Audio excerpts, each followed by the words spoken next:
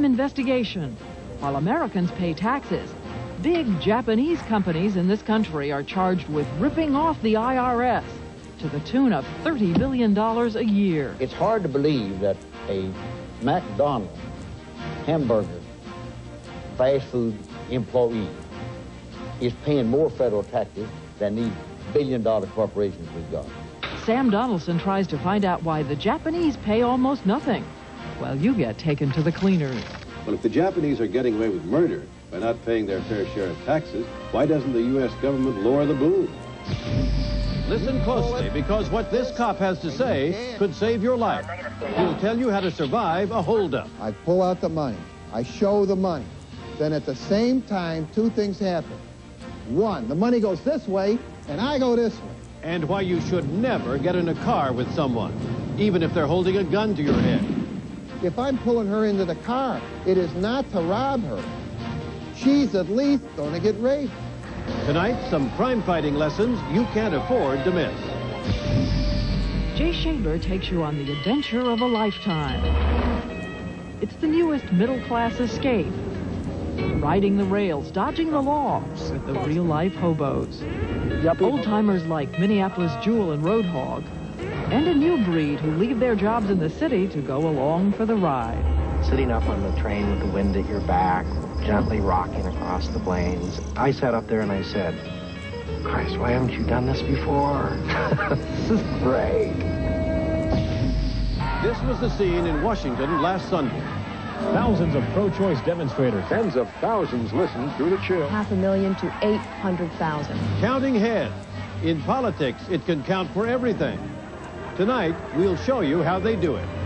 From ABC News, with anchors Diane Sawyer in New York, Sam Donaldson in Washington, Chief Correspondent Chris Wallace, Judd Rose, Jay Shadler, Sylvia Chase, and John Quinones. This is Prime Time. This is my new Dodge Caravan. Dad says it costs under $14,300. Mom says it's a great deal with air conditioning at no extra charge when you buy the Family Value Package. It's safe, too. With the driver's airbag, rear seat shoulder harnesses, you can even get available built-in child seats. Maybe that's why Caravan is the #1 selling minivan in the whole wide world. Dodge Caravan, recommended by kids everywhere. Point of fact, it takes the average person an average of 20 keystrokes to do an average task with their PC. Counterpoint. You can do it with just a point and click with Microsoft Windows. You've got to be tough to run with this crowd. That's why 28 of 33 pit crews at Indy use Craftsman hand tools. Made in America, guaranteed forever, only at Sears.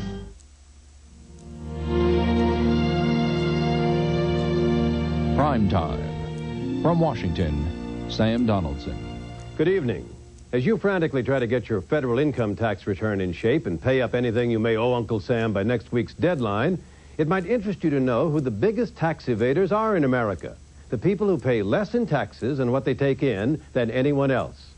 According to congressional investigators who've been studying that question, it's the U.S. subsidiaries of foreign corporations, particularly Japanese corporations. At a House hearing today, evidence was laid out suggesting these foreign corporations are getting away with murder when it comes to not paying their fair share of taxes. Tonight, we'll show you how they do it and why the IRS has so far been either unable or unwilling to do much about it.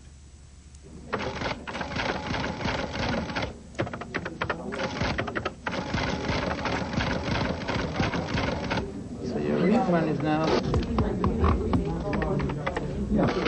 Paying taxes has never been fun. But lately, it almost seems worse. No.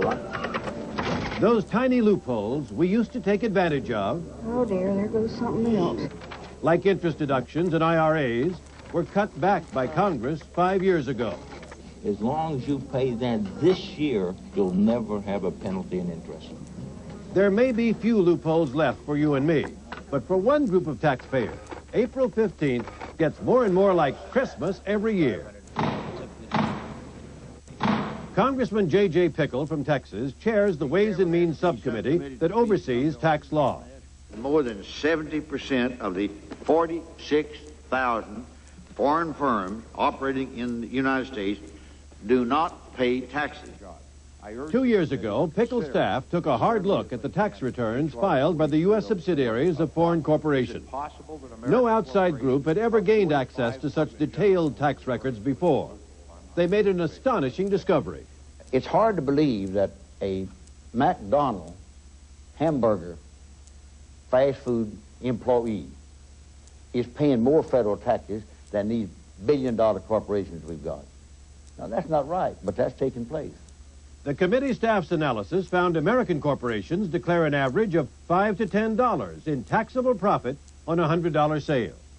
But the U.S. subsidiaries of foreign corporations tell Uncle Sam they make only $1.36 on a $100 sale. If that shocks you, listen to this. The U.S. subsidiaries of Japanese corporations, which are among the world's most successful companies, claim they only make 46 cents. And that's all they pay taxes on, if they pay taxes at all. In just one 4-year period, the assets of Japanese-controlled U.S. corporations rose sharply. Their revenues rose even faster. Yet at the same time, their taxable income actually went down. In looking at these massive sales by the Japanese in the American market, and the fact that they are only claiming that they are making a taxable profit of about 0.1%, you have to come to the conclusion that they are either tax cheats or the world's worst businessmen. And I don't think they're the world's worst businessmen. Congressman Duncan Hunter is the head of the Republican Research Committee. There was a pervasive, effective, and consistent attempt by Japanese corporations to evade taxes. And in a big way. Absolutely. Tax evaders in a way that affects every man, woman, and child in this country, because we are paying the taxes that they should be. And exactly how much does that come to? We're probably losing upwards of $30 billion annually. $30 billion a year? $30 billion. When you look at where the money was earned and who got the taxes, something just doesn't add up. Take a successful company like Sony, for example. It claims that about 70% of its sales are made overseas. Yet when it comes to taxes, Sony paid about 70% of its taxes in Japan. Now, how is that possible? We ask a noted tax expert, Professor James Wheeler of the University of Michigan. That suggests to me that either the Sony sales are about 4 times more profitable per sales dollar in Japan than they are in the rest of the world, or that there's some type of tax shifting, tax allocation, transfer pricing games being played to get the income back to Japan. Transfer pricing, the primary scheme by which foreign companies evade paying U.S. taxes, works this way. Say a Japanese auto company manufactures a car in Japan for $10,000. Normal sales practice would be to sell the car to its U.S. subsidiary for, say, $12,000. And the U.S. subsidiary might then sell it to the dealer for $15,000, making $3,000 on the sale. But if the manufacturer instead sells its car to its U.S. subsidiary for $14,900, it is transferred almost all the profit back to Japan. And its U.S. subsidiary can tell the IRS it made next to nothing. That's transfer pricing. It's slick, but it's something more. The tax code in the United States does not allow transfer pricing of the magnitude that we're talking about. So, in fact, it is illegal in this country. Kevin Kearns, an international trade analyst for the Economic Strategies Institute, a think tank supported by U.S. Business and Labor, says it's difficult to prove illegal transfer pricing. Case in point, the IRS audit 10 years ago of Toyota and Nissan. The IRS suspected them of deliberately manipulating sales to their own U.S. subsidiaries through transfer pricing to avoid up to $10 billion in U.S. taxes. The problem was in getting the evidence. You can march into the subsidiary's headquarters, the Japanese corporation subsidiary in the U.S., but where are the good records, the records that really count? They're back in Tokyo. So they went after them in court. And the court battle lasted several years, and finally the answer comes up, the dog ate my homework. What do you mean? These tax records, they've been destroyed, or they don't exist, or we can't find them. Those tax returns are returned... Professor Wheeler, like many at the IRS, is upset by Toyota's stonewalling on the document. Because it couldn't get the evidence, the IRS settled the case for a reported $600 million, less than 10 cents on the dollar. But what really makes Wheeler angry is the fact that the settlement included no penalty. There are many millions of Americans who have paid penalty on their individual income tax. It's hardly ever waived, not for individuals. And here's a corporation that owed $600 million for underpaying their tax, for cheating on their taxes. And they were assessed no penalty. They were assessed interest. However, the interest is deductible. They were able to write that tax amount off against their next year's filing here in the U.S. And back in Japan, the Japanese government gave them the full amount of money that they paid in taxes in the U.S. They have learned that there's no reason for them to pay taxes. There's no incentive for them to pay taxes. They can get away with it, and they are doing it. Is it a case of these foreign subsidiaries just sort of thumbing their nose at the IRS? Yes, I think they are. They're actually thumbing their nose to the IRS, and while the American taxpayer is suffering about it. We asked the U.S. subsidiaries of Toyota, Nissan, Sony, and Hitachi for interviews on this subject. All refused, but in letters denied they've done anything wrong and insist they've paid their proper share of taxes. We believe there is a compliance problem, but we cannot quantify it. We believe the only reliable way to measure noncompliance is to audit every company, and that is not a feasible solution. Commissioner Shirley Peterson is in charge of the IRS. She agrees that some foreign corporations are not paying their fair share of taxes, but she says others are. The law forbids her to name names. She says IRS statistics do not support the $30 billion tax loss estimate, but the IRS has no estimate of its own. And she will not confirm that there's any particular problem with auditing Japanese-owned companies. Do Japanese corporations and their U.S. subsidiaries cooperate with the IRS? I have no reason to believe that the Japanese cooperate or don't cooperate any more or less than any other taxpayer. I mean, you don't know? I don't handle the audit, Sam. Well, I don't mean to badger you, but I'm asking because, as you know, there's a wealth of material suggesting the Japanese stonewall on records, stonewall on access, stonewall on producing the numbers. I cannot confirm that as a fact. I mean, do you have examiners who speak Japanese? We do. To be precise, according to the IRS, they have exactly 6 examiners who understand Japanese. In this next year, they're going to put on another 50 or 100 examiners. That won't cut the butter.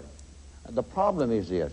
The foreign corporation will send in 500 accountants and lawyers, and a lot of them are major United States firms that they've hired to delay or slow down the process. It isn't a fair fight because IRS right now, they're simply outgunned and outmanned. Auditing a Japanese corporation is not a simple job. Hitachi, for example, is currently being audited by the IRS. But which Hitachi do you look at? Hitachi is not just one company, but a vast maze of operating units, subsidiaries, and affiliates, over 650 in all. Many located in countries like Malaysia, Brazil, the Philippines, and Singapore, countries that have special tax agreements with Japan. Consider Singapore. Many of the major Japanese automotive and electronics companies have affiliates in Singapore.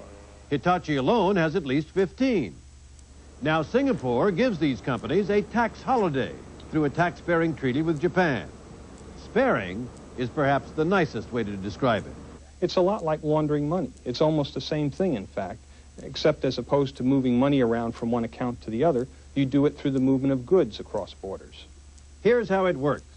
Let's say a Japanese electronics company makes a stereo component in Tokyo and sells it to its Singapore affiliate.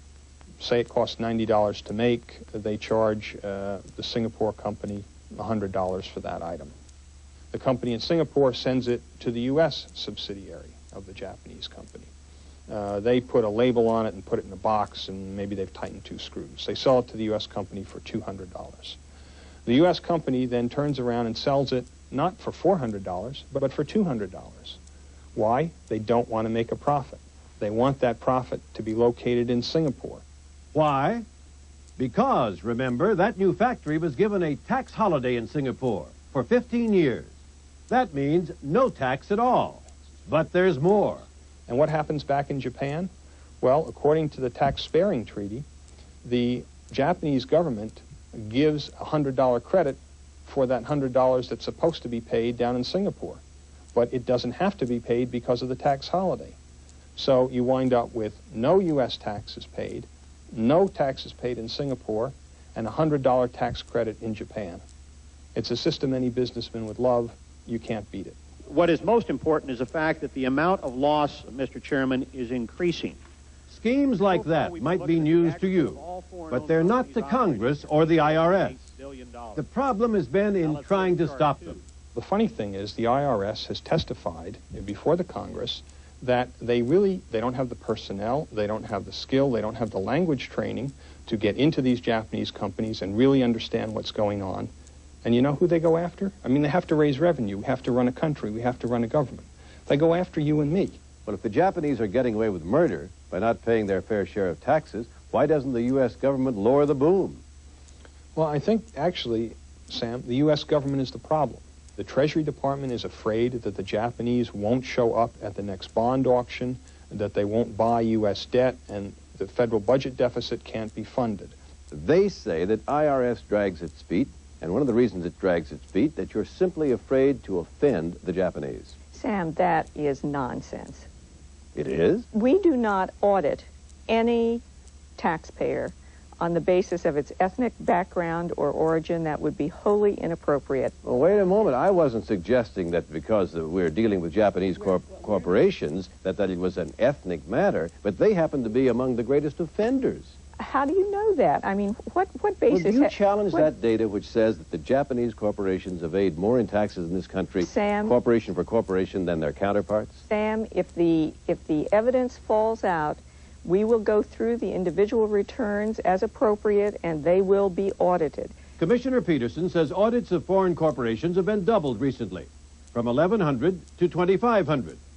That's out of 46,000 foreign-owned companies doing business in the United States. Congressman Pickles says that's not good enough, that even more is at stake here than the money lost to the Treasury. Every dollar that they avoid here, that means that they take back over there and they can spend that money on research and sales techniques and everything else, meaning it's tougher on us then. So when we hold off acting, we're just making it better and easier for them. And that's why we need to have some action. So the more the Japanese avoid taxes here, the more money they have to put back into the kind of research that will help destroy American businesses. Absolutely. That's obvious, and that's what's happening. IRS Commissioner Peterson insists she now has all the laws necessary to do the job of aggressively collecting these taxes. She asks the public to withhold judgment until the present audits are complete. It's worth noting that the states have a stake in all this. It's been estimated that the states lose $5 to $7 billion annually because foreign corporations aren't paying their fair share. And the American taxpayers, who have to make up the federal tax gap, have to dig down and make up the state tax gap as well. Still ahead, survival tips for the 90s. The most vulnerable one there is the one that's going to get whacked every time. We'll tell you how to get away from a criminal, whether you should carry mace, and what every parent should tell their kids to keep them safe. Before you tell the child to run, you tell the child to drop the books. When Primetime continues.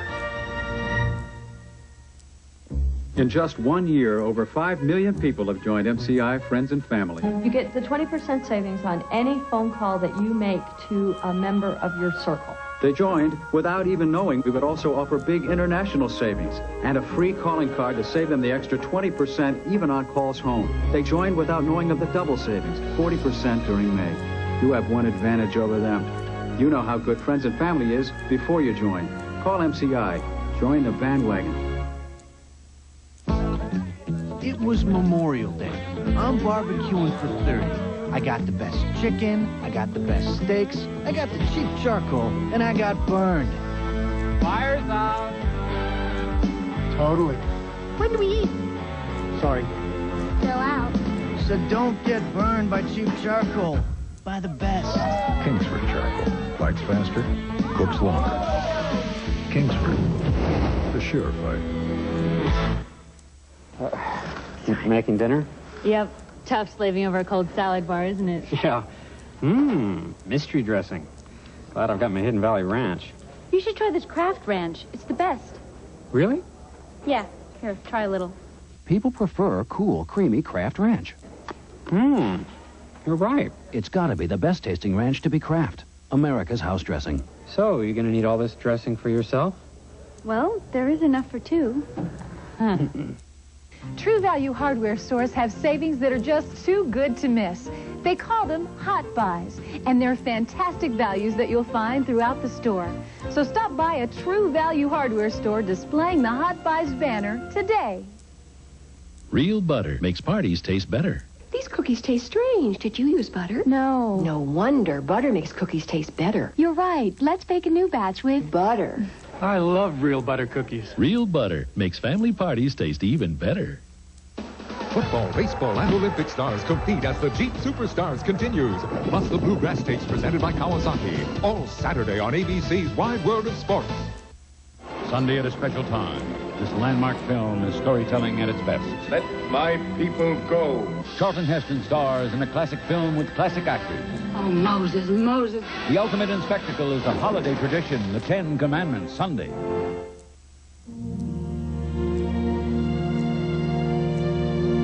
Primetime. Now from New York, Diane Sawyer. In this country, every 17 seconds, someone is the victim of a violent crime. There's a rape every 5 minutes, a murder every 22 minutes. So when we heard about a cop who offers practical, no-nonsense tips on self-defense, Chief Correspondent Chris Wallace went to hear him speak in a school basement outside Chicago on Monday night. Here are the highlights from a course you might call Survival 101.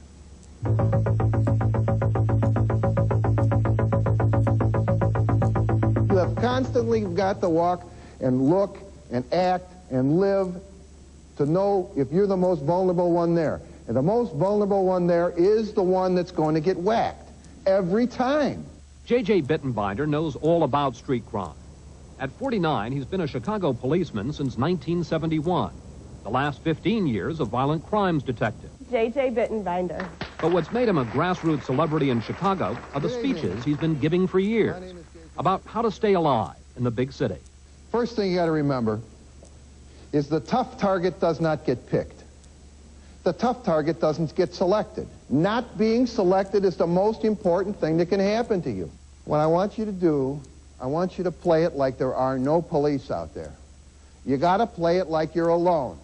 Isn't there something wrong when a 20-year member of the police force is basically saying to the average citizen, you got to rely on yourself. You're out there all alone. You have to rely on yourself. And if you go through life relying only on the police, then you get yourself into a situation where the policeman isn't there, he's on the other corner, for example, then you don't know what to do. You make the modern American city sound like a war zone, where you have to be ready for battle, looking over your shoulder every minute of every day. Is it really that bad? No, it's not that bad, but you have to be prepared. Some people don't know what to do if they're being followed, or they don't know what they're supposed to do if somebody approaches them. And what I do is educate them. Bittenbinder's education is built around a simple premise.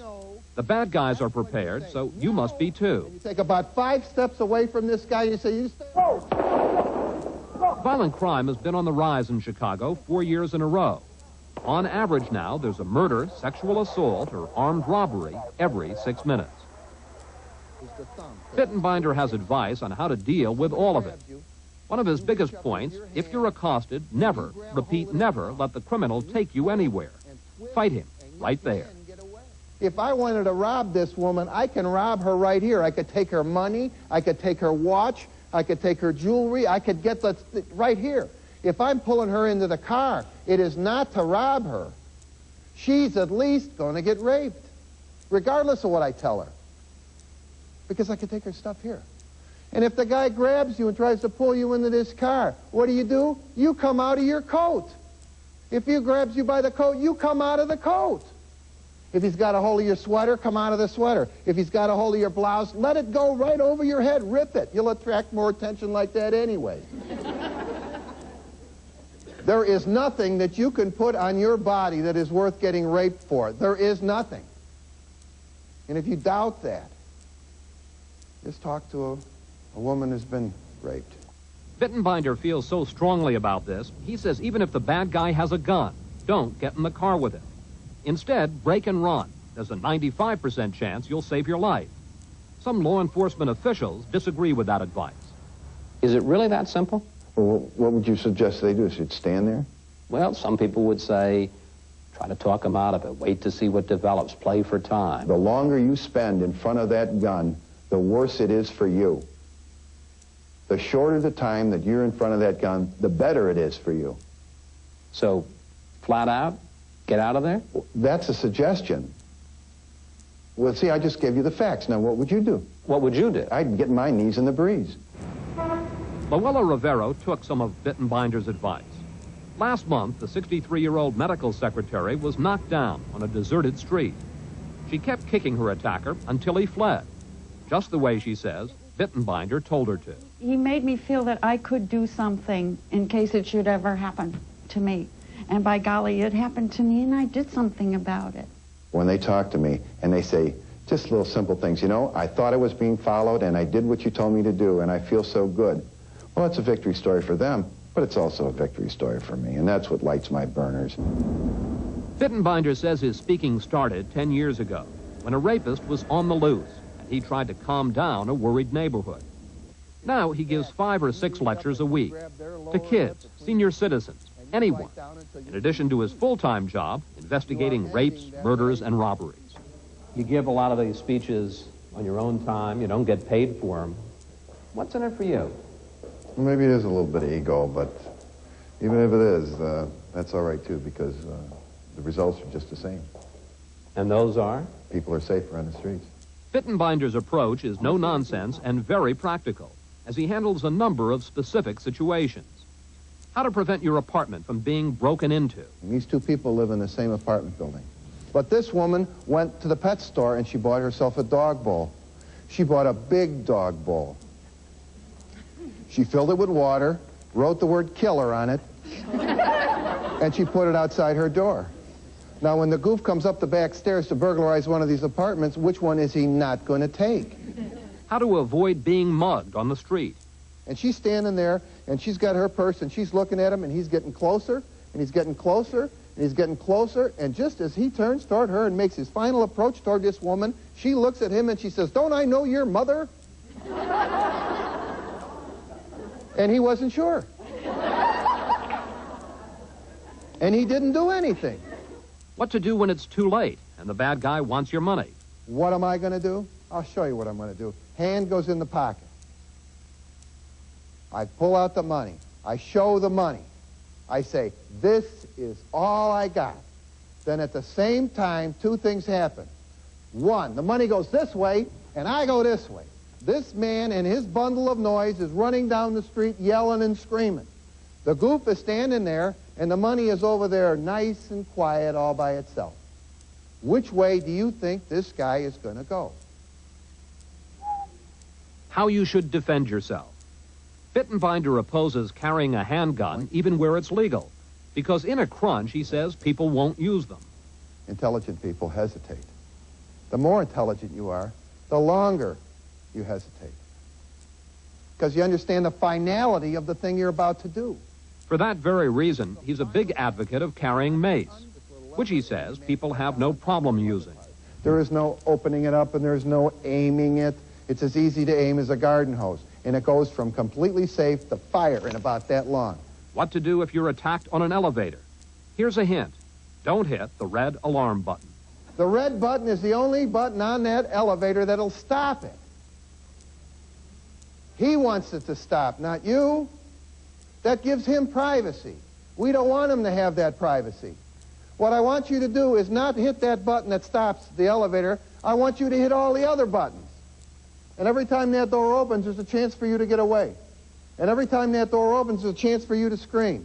And every time that door opens, there's a chance on somebody to be there to help you. I want all those buttons pushed. And what to tell your kids if they're approached. And the last thing you do, before you tell the child to run, you tell the child to drop the books. Because the father walks over to the little girl and he says to the little girl, "I just spent $43 for these books, young lady." And he just reinforced the wrong thing. And then I get the little girl who gets chased into the alley by this guy, this little 9-year-old, and he pulls her panties down and he fondles her. And she's explaining to her daddy. She says, "Daddy, I almost got away, but that book bag was so heavy." And the father's heart is breaking. You get two little girls walk into two little houses. One comes in without her books, and the other one comes in without her underwear. Which one do you want walking into your house?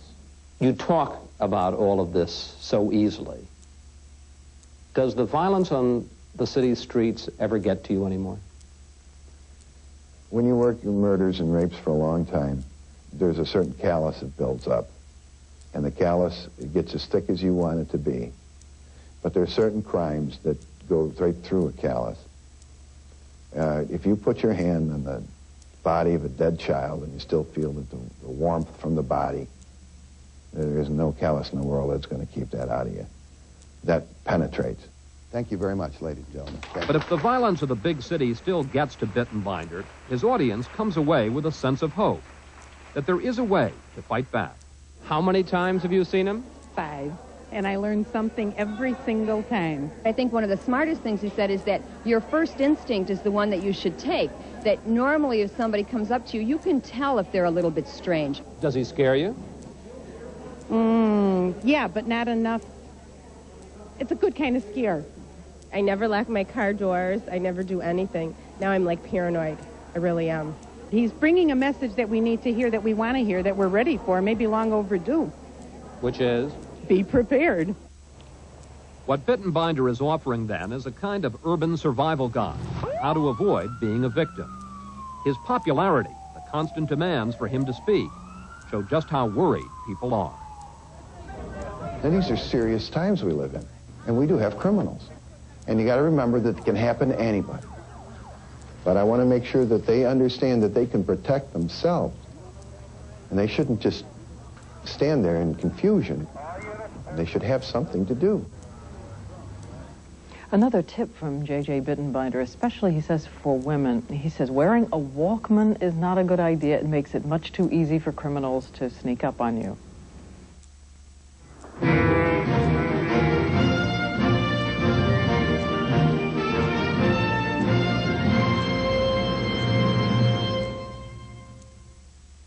Friday. Has anybody here seen my old friend Bambi's mother?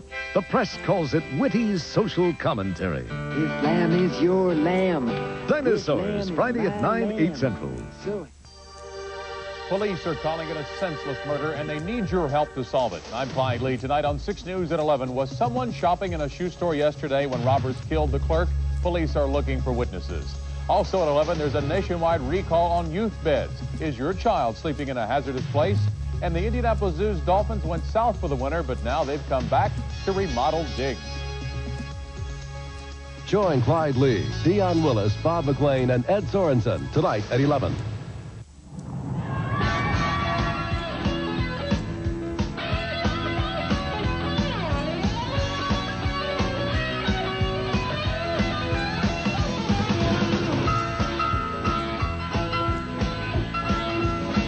There's only one place on Earth, one place where you'll find laughs and thrills and great music for every member of your family. Opryland, USA. For all we have to see and do, call today. New from Cracker Barrel, 2 shining examples of award-winning taste. Creamy California Monterey Jack, and to spice things up, California Pepper Jack. Cracker Barrel, judged to be the best. The Dennis Miller Show, tonight at midnight on WRTV 6.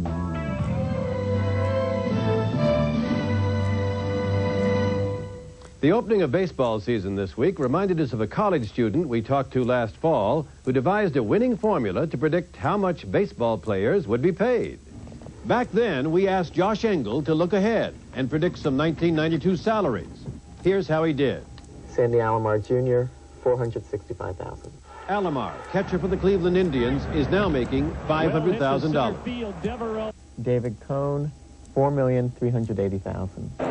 Cohn, pitcher for the New York Mets, signed for $4,300,000. And finally, Cecil Fielder, $4,582,000. Fielder, who's already hit 3 home runs for the Detroit Tigers this week, is taking home $4,500,000. So far, Fielder's batting average is .300. As for our man Josh, his predictions were within 10% of the actual salaries 7 out of 15 times. That's a batting average of .466, which is good enough in any league. Primetime continues in a moment.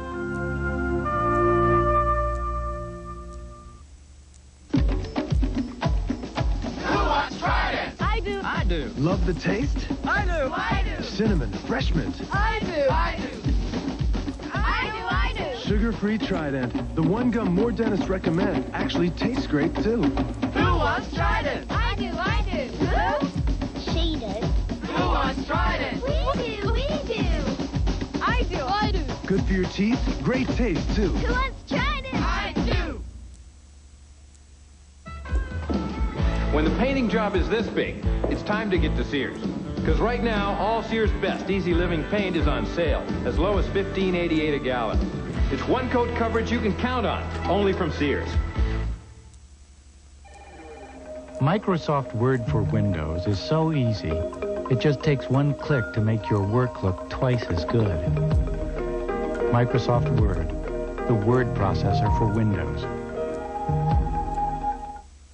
A message to everyone who flies from American Airlines.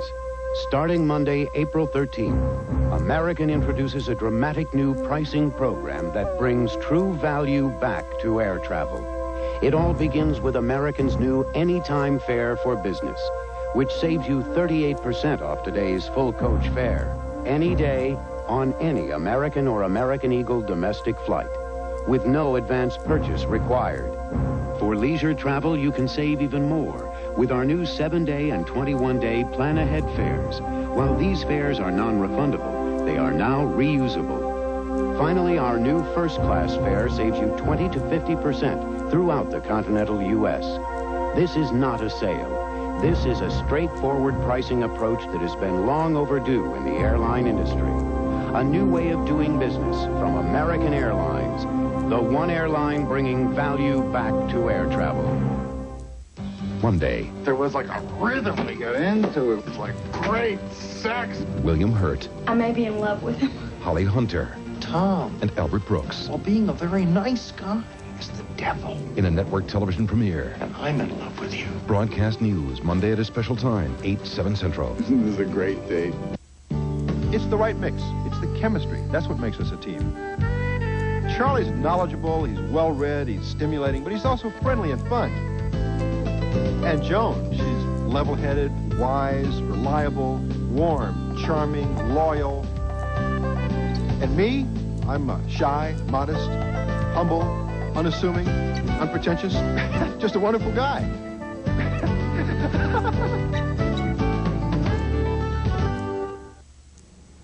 For a whole generation of Americans, Bob Dylan created a kind of anthem with a song that said, how does it feel to be on your own with no direction home, like a complete unknown, like a rolling stone? Well, now that most of the people from that generation are working 9 to 5 and wrestling with mortgages and retirement plans, no wonder it's become almost irresistible to dream again of walking away from it all. In fact, riding the rails with the hobos is the latest rage in middle-aged vacations. So Jay Shadler decided to see what it's like out there when you make a decision that you're going to head for the horizon. For as long as there have been trains, there have been hobos. Wanderers with a bag, a bedroll, and a boxcar full of stories. The minute I stepped into a boxcar, the summer of 1957, I knew that first ride that I was hooked, that this was my destiny. Who are these rail riders who travel this free but not so easy road? Hobos or bows like Minneapolis Jewel, Adman, and Roadhog. He's been hopping freights in the Pacific Northwest since running away from a Boston orphanage at age 15. When I took that first ride, I liked it so much that the bows I rode with, I shook hands with them up in the Willamette Valley in Eugene. And they told me, you know, they says, you know what? They says, you made it. And they says, the rest of your life, you'll be on this track. That was 34 years ago. Has it been a good life for you? If I had to do it all over again, I'd do it all over again. And no regrets. I don't mean any disrespect by asking this, but a lot of people would probably look at hobos and say they're just bums. Well, the difference between a bum and a hobo is a bum hates the word work. He won't work, period. Where a hobo will. Hobo insists on working. He insists on working for what he gets. Roadhog says he's had 500 jobs, but never steady work. Like most hobos, he usually rides alone. But this time, he's invited us to hitch along, retracing that first trip of his from Dunsmuir, California, through the Cascade Mountains into southern Oregon. Along the way, we'll learn that for hobos, it's the journey, not the destination, that matters. Now, when was the last time you made this run? Last year. Just to Portland now. How long does it take you to get up to Portland from here? Well, taking my time, a couple of days. There's a lot of waiting for a hobo, isn't there? A lot of waiting for trains. Yeah, we don't mind the waiting, though. We have nothing but time anyway. You know, where I work in New York, time is money. You've got to hurry up, and all the time it's pressure, pressure, pressure. Yeah, but sometimes we just take a whole day getting a sack of potatoes and don't even think anything of it. You know? Roadhog got his name from hitching on the back of engines, called hogs. But today, we're looking for an empty boxcar. He's right off the main line. He's in the hole waiting on a southbound. Let's do it, then let's go. Let's do it. We want to cross these tracks before that south hits. He's got his collar on, too. Hopping freights like this is dangerous business. Last year, over 600 people were killed on the rails. It's one of the reasons security police, long ago dubbed bulls by the hobos, throw transients from the trains and sometimes into jails. Who's that person way down there? Probably just someone trying to bag a train. You don't think it's a bull, right? No. How do you know that this train will take us all the way up to Eugene? Oh, he will. This is a good northbound right here. Train I ride, 16 coaches long. Train I ride, 16 coaches long. True to his prediction, the freight lumbers out of the yard, picks up speed, and heads north. The first trip that you took, what did you think that time, first time? Well, I was just beside myself because I'd never been in the timber before in the mountains, and all I'd seen was the eastern cities. A half dozen times in the next 6 hours, we pull onto a siding to let faster passenger and freight trains move through. With no schedules to keep, there's more time to wait, more time to talk. Did you ever fall in love with a woman out there and then say to yourself, well, maybe I don't want to be a hobo anymore? Oh, no. It's because, you know that just can't be. You know, once you've been riding like a couple of years, you know you got the drifter blood in you already. You know, and they know it too, otherwise they wouldn't be going with you. Come on, some woman must have come close to keeping you off the tracks. Once.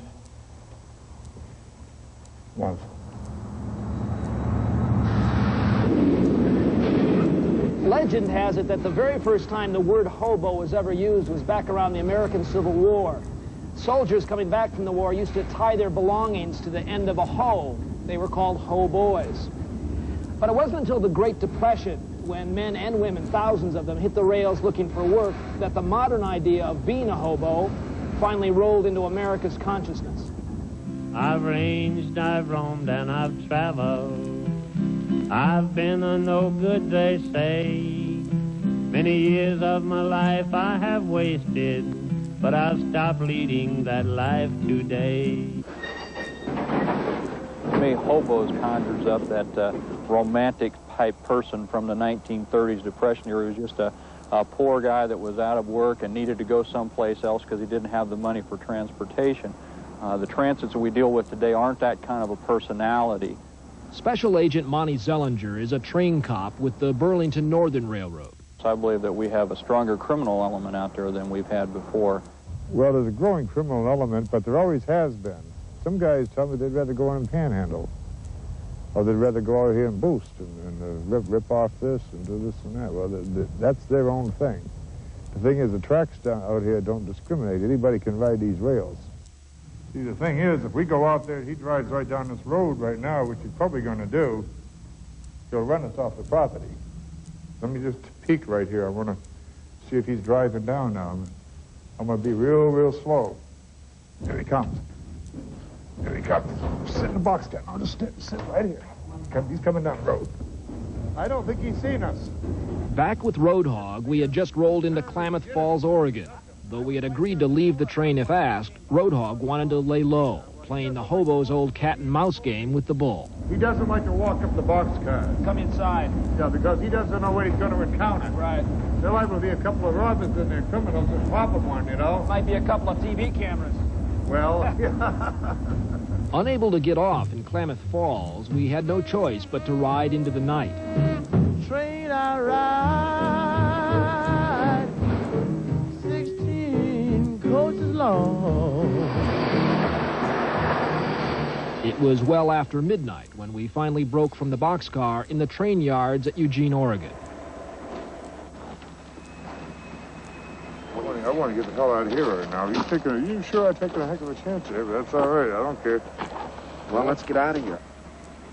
Not far from the tracks, in a thicket of weeds, we found a jungle, hobo slang for a campsite. We'd sleep here till dawn. When you come into a town like this, and you see the homes and the families, do you ever think about having that sort of life as opposed to the one you have? I thought about, living the way some of them do, but then after about 2 weeks, I'd be pacing the floor. All these pressures that come on you, light bills, phone bills. Good grief, bills for this, bills for that. Despite his claim, a darker truth comes to light.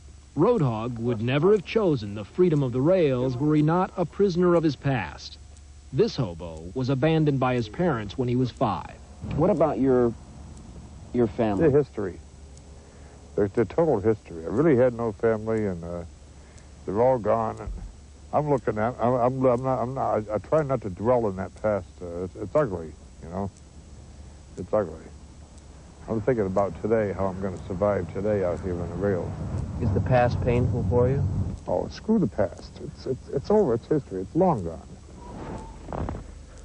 But of course, it never is. Like Roadhog, most of the rail riders today came from broken homes or job layoffs yesterday. And alcoholism is an all-too-frequent companion. What's going on here? Not all riders come to the rails out of desperation. Minneapolis Jewel has been a rider since 1979. A lot of these old-timers are from the old school where women, that's it, and what's a woman doing here, and, that kind of thing. What is a woman doing there? Oh, we're partaking of some of the fun and adventure of life that not only belongs to the men, but the women, too. That lure of adventure is what brought Todd Waters to the rails, too. Like Roadhog, he well remembers his first ride. Sitting up on the train with the wind at your back, gently rocking across the plains, and it got dark, and I looked up forward, and I saw this little ball of light. And this little ball of light got bigger and bigger and bigger and bigger and bigger until all of a sudden I was like right downtown one of these plains towns. Ning, ning, ning, ning, ning, ning, as you go by and you see all this activity in town and all this normalcy and everything. And just as fast, boom, you're out in the darkness again, and you see that little ball get smaller and smaller and smaller. And I mean, I sat up there and I said, Christ, why haven't you done this before? This is great. Waters, who goes by the name Adman when he's on the rails, is what some call a yuppie hobo. Most of the time you'll find him running a high-powered advertising agency in Minnesota. But a few times each year he kisses his wife and kids goodbye, trades his designer sweaters for a t-shirt and bandana, and slips into a boxcar. I have the same needs that I think a lot of people do, and going hunting and fishing and that kind of stuff. But I don't hunt and fish. Instead, I ride freight trains. I'm never so cozy, by the way, as when I'm out on the trains. Would you admit that to your wife? Yeah. He comes back a refreshed, different person. And there are times when it's like, I'll say to him, maybe you should take a train trip. The fact that you know that you can come back to this kind of very secure, safe place, doesn't that take a little bit of the edge off of the experience? Totally, and that's a good reason why I'm not a hobo. I mean, that describes it as well as anything. What do you mean? Because I have a net, and they don't. And that's a difference.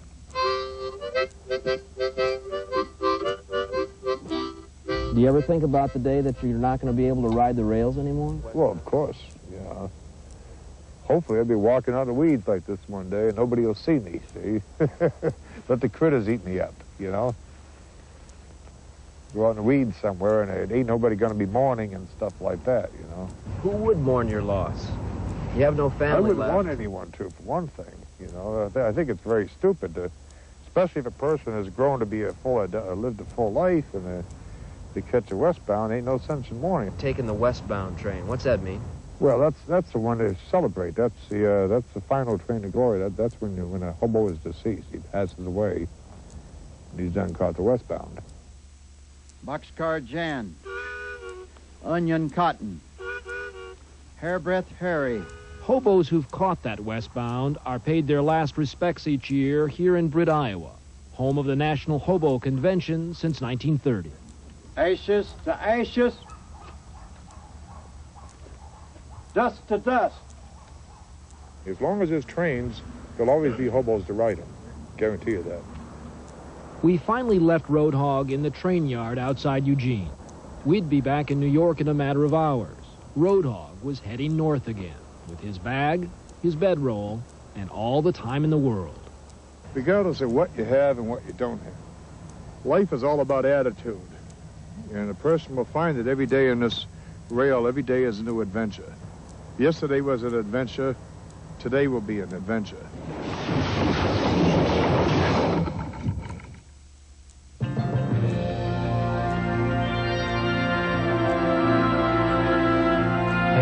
Hey, check it out. Check it out. It's starting to snow.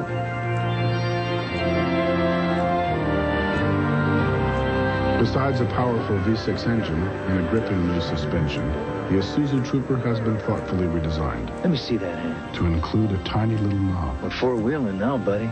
To make everything right in the world again. People loved the old type of granola because it was loaded with great taste. They didn't know it was also loaded with fat. Introducing a new type of granola. New Kellogg's low-fat granola for the new granola type. All the delicious whole grains, almonds, and raisins you love, but only half the fat of leading granolas. So if you like the great taste of granola, but don't want all the fat, try new Kellogg's low-fat granola. Great taste, half the fat. I live with my time. Progress, performance. Now to visibly reduce the appearance of wrinkles, I've discovered new Plenitude Advanced Wrinkle Defense Cream from L'Oreal. Silky Light Advanced Wrinkle Defense Cream reduces the appearance of lines and wrinkles so skin looks noticeably smoother. Today, my wrinkles appear reduced. With daily use, my skin will look smoother, more radiant tomorrow. New Plenitude Advanced Wrinkle Defense Cream from L'Oreal to reduce the signs of aging. A tisk, tisk. A tisk, tisk, tisk. Whisk, whisk. A tisk, tisk. A tisk, tisk, tisk. Whisk, whisk. Advanced Action Whisk dissolves the adhesive binds that lock dirt and stains onto your clothes. So Whisk cleans a whole washload of tisks. A tisk, tisk. A tisk, tisk, tisk. Whisk, whisk, whisk. Next on WRTV 6 News. The jury in the case of a murdered church organist gets the case. We'll see if they've reached a verdict. Allegations against presidential candidate Jerry Brown that he allowed drug use in his home, and a nationwide toddler bed recall tonight. It's all coming your way next on 6 News at 11. Stay with us. When you have AIDS, how do you tell your wife, your child? I am sorry that I have been forced to make this revelation now. For the first time, Mrs. Arthur Ashe joins her husband to answer these questions with me on 2020, Friday. If you heard anything about the March on Washington this past Sunday for abortion rights, you probably heard that it was big. But the question is, how big? Some said it was the biggest ever. But these days, when the issue is as controversial as abortion, simple numbers are often used as political weapons, which is why Judd Rose came to Washington to find out how you get an accurate count. They came here from all over the country to stand up and be counted. Thousands of pro-choice demonstrators. Tens of thousands listened. 500,000 people crowded 500,000 to 800,000. More than 1 million people came to Washington here today. Well, hold on. Just how many were at the march? The D.C. Metropolitan Police put the crowd at 500,000, but the U.S. Park Police, who do the official count, say it was half that many. All this is more than a pointless numbers game. Politicians watch carefully to see which causes draw the most support. So there's a lot at stake in drawing a big crowd, and some say just as much in suppressing that information. The Park Police reports to the White House, and in essence, we believe that they have a political conflict, because if the march is so big, obviously it is opposed to the president's position. Then again, the other side is just as convinced the deck is stacked against them. They have undercounted every single pro-life rally I've ever been at. The Park Police deny there's any politics involved. Captain J.J. McLaughlin says they depend on a strict scientific system. It begins by dividing the usual demonstration areas into hundreds of small grids. They've measured exactly how many people can fit into each grid. For big demonstrations, they figure 1 to 5, one person for every 5 square feet. Some quick crowd counts. Capacity of the ellipse. About 140,000 people. Washington Monument. West side of the Washington Monument, 231,000 people. Reflecting pool area. Lincoln Memorial down to reflecting pool, approximately 140,000 people. That's full. During a protest, Polaroids of the crowd are taken from a police helicopter and then matched with the grids. As the marchers move through the city, airborne video cameras record their progress to double-check the police estimate. Of course, those sophisticated, complicated methods of crowd counting are a relatively recent development. Used to be that the police relied on something they called the swag system. That's swag as in scientific wild-ass guess. So no one really knows how many showed up to hear Martin Luther King, I have a dream today, or to protest the war in Vietnam. It was all guesswork back then, but now the folks in Washington say you can count on them. Hypothetically speaking, if you were going to estimate the size of the crowd right now here in this part of the ellipse, how would you do it? Well, we know that there's 695,000 square feet. That's all well and good, but sometimes it's better to do it the old-fashioned way. Now, let's see. 1, 2. Our official crowd estimate, 2. Let's go to Ted Koppel now for a look at what's ahead on tonight's Nightline. Ted? Sam, tonight on Nightline, an ABC News exclusive charges that Jerry Brown threw parties where illegal drugs were used while he was California's governor. Behind the allegations, his former police guards. We'll be joined live by Governor Brown. Diane? Thank you, Ted, and don't forget to watch 2020 tomorrow night. I'm Diane Sawyer in New York. Good night to all of you. Good night, Sam. Good night, Diane. I'm Sam Donaldson in Washington. Join us again next Thursday night for another edition of Primetime Live.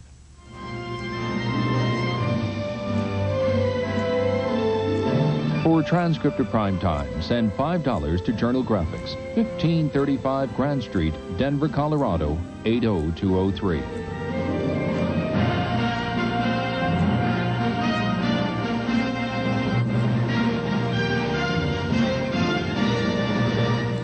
Primetime is a presentation of ABC News. More Americans get their news from ABC News than from any other source. America's watching ABC. The Toyota Corolla, the symbol of Toyota quality, reliability, and value for over 20 years, can now be leased for under $170 a month.